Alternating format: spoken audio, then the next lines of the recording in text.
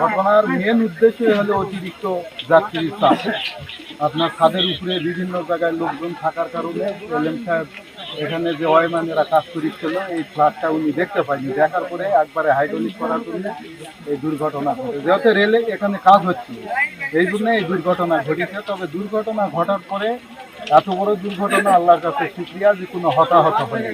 যিনি প্রাথমিকভাবে আহত হয়েছে তাদেরকে ফায়ার সার্ভিস তাৎক্ষণিক আসা বিভিন্ন হাসপাতালে ভর্তি করা দিতে, তারা চিকিৎসা নিচ্ছে এই অবস্থায়। আর উদ্ধারের জন্য রেলের যারা আছে কর্মকর্তা কর্মচারী তারা আসিছে, আরও আসছে। এখানে বেসিক্যালি আমরা 14:15-তে লাইনচ্যুতির নীলসাগর এক্সপ্রেসে লাইনচ্যুতির মেসেজ পাই। আমার মেসেজ পেয়ে 30 ইউনিট এখানে রেসপন্স করি এবং 47 জন ভিকটিমকে আমরা রেস্কিউ করে হসপিটালাইজ করতে সক্ষম হয়েছি। এছাড়া আমাদের সার্চিং অপারেশন চলছে, আমাদের রেস্কিউরা ট্রাই করছে আরও ভিকটিমকে ফার্স্ট এড দিয়ে হসপিটালাইজ করবেন। এছাড়াও আমাদের সাথে অন্যান্য বাহিনীর যে সদস্যগুলো আছে তারাও ট্রাই করছে এখানে পরিবেশটাকে স্বাভাবিক করার জন্য।